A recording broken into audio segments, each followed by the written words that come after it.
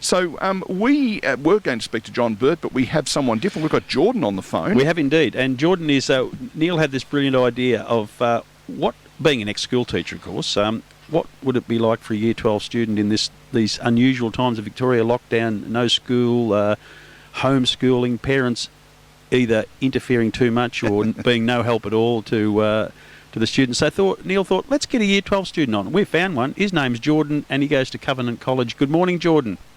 Morning, guys. Thanks for having me. It's an absolute pleasure, young fella. We are sort of thinking a lot about you and your ilk because education-wise, for many, this is the most important year of your life, where all the other years have been preparation for this. Those have got a strong academic career in mind. That important score that you're chasing, it's all about that in that last month or two of the year.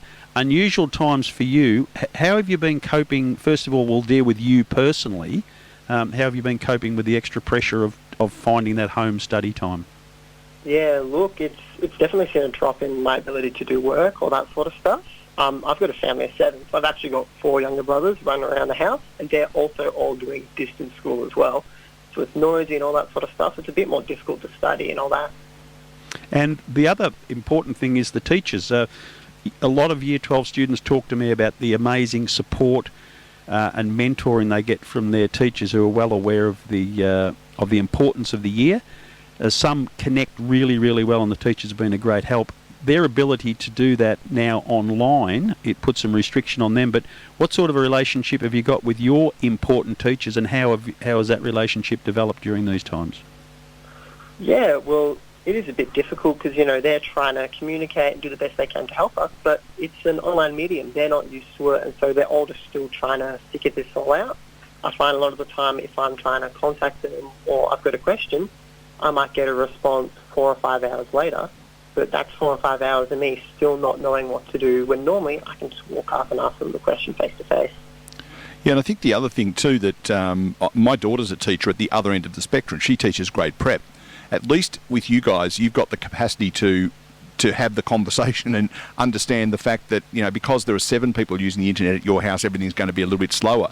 It must be really tough for the teachers to have 25 people grabbing at them all the time in one class, and then 50 minutes later have a different 25 kids trying to grab at them at the time. It must put enormous strain on them, and they must just be exhausted if my daughter's anything to go by. Yeah, it's a very hard time for teachers. Have you got good relationships with some of them that almost like brother-sister relationship? Because I know some students talk about the fact they get really quite connected to teachers. Have you got 1 or 2 particular favourites that you lean on more? Yeah, I got 1 or 2 particular favourites, particularly my English lit teacher. He's, helping me a lot. I'm able to send him essays and that sort of stuff I'm working on prior, and he's pointing out the different bits and that and giving me a lot of help with that. Now, the third part of the equation is the parents. Now, the difficulty parents have of figuring out should they just do what they normally do and not get too involved in the education, and some fall into the trap of thinking because you're homeschooling, then they need to play the role of teacher and probably, well, in some cases might interfere with the balance. How's that relationship going with parents? Look, to be honest, mums that have actually done pretty well. I mean, it's good to actually have them checking up every now and then, because I have the entire internet sitting here at my fingertips. I'm going to get distracted, start watching videos, play a couple of games in between. So I think it's actually good that they're coming in, just checking up on me every now and then. It makes me able to focus back and get my work done. I think the other thing too, Jordan, that I would be interested in knowing is, back when I was a teacher, certainly pre-internet days, one of the things that I noticed as kids got towards year 11, 10, 11, 12, that sort of post-compulsory years, there was a lot of social, physical interaction. The girls would turn up at school and they give each other a big hug and all that sort of stuff. That isolation from your mates, even though, yes, you can see them on a Zoom screen, how much of an impact is that having, not having them, you can go and kick the footy at lunchtime or that sort of stuff? I reckon that's had the biggest impact so far. I mean, we're social animals. We need to be able to interact with each other, to talk, to do all that sort of stuff. And, normally just having that connection with mates, it helps get you through. You're able to bounce ideas off them and that sort of stuff if you're confused about just life stuff, when I can't do that anymore. Yeah.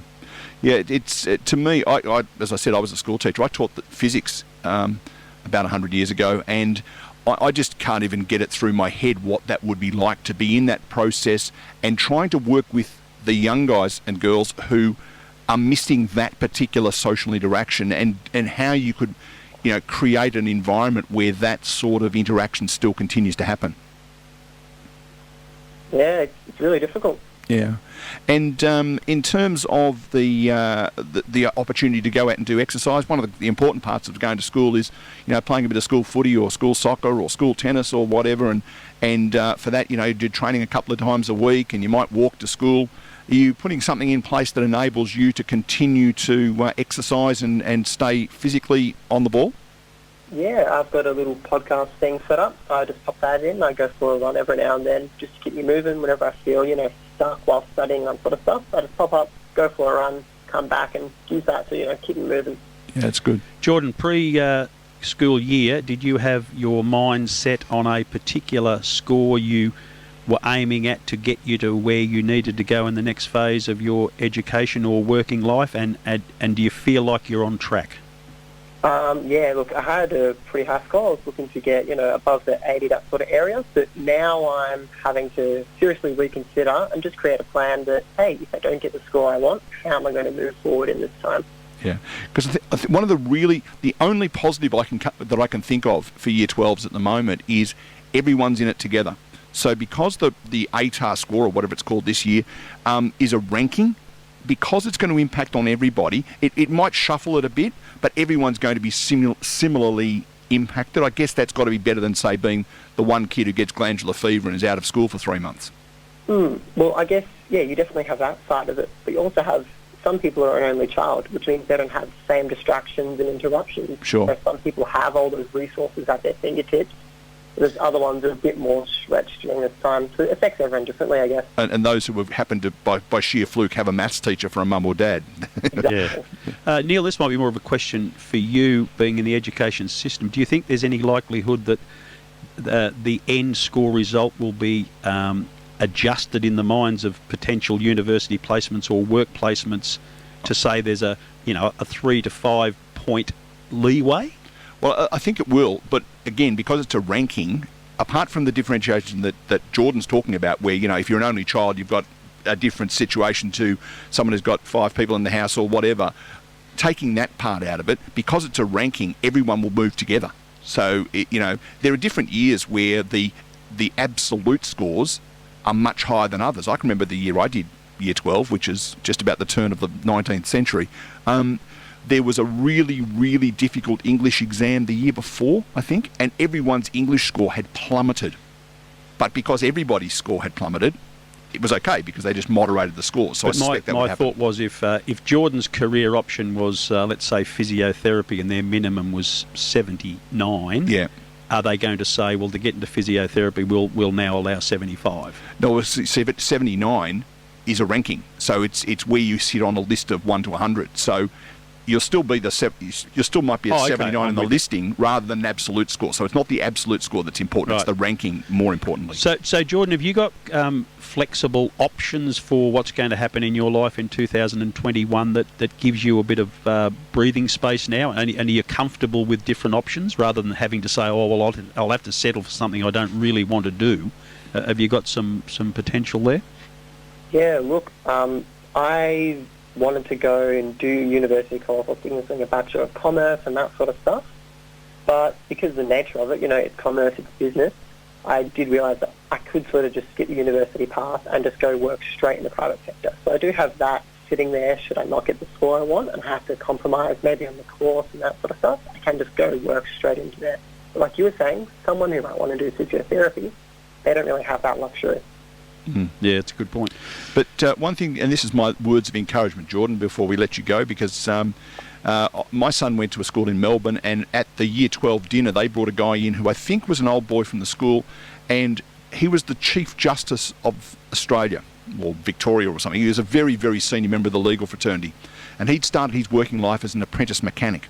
And the message to the kids that were in the room was, if you don't, because he'd always wanted to be a lawyer but didn't have the marks, and he decided that what he wanted the kids to know was, if the obvious door isn't the one that opens, go through the other door and then work out how you get across to the other one. And it's a really sound piece of advice. Yeah. And it doesn't come much broader than apprentice mechanic becoming the Chief Justice of Victoria or whatever it was. So it's a really important thing to keep in your mind. Yeah, thanks. That's all right. Good on you, mate. Thank you very much for your time, and more importantly, good luck to you, your family. And when we say family, there's quite a lot of you chipping away for that desk space or couch space And with internet, laptop on internet there. bandwidth. Yeah, all of those things. Exactly. So we're really thinking of you. Good luck. You sound like you're a pretty well-balanced young bloke, so I reckon you'll go all right. But we appreciate you uplifting us this morning and enlightening us also about life for a Year 12 student. Thank you. Thanks for having me. Good on you, Jordan. Thanks It's a very pleasure. much. There he is, Jordan from Covenant College in Geelong. We're going to take a break here from some sponsors and we'll come back and we'll decide whether we're talking to John or whether we're having a chat ourselves. This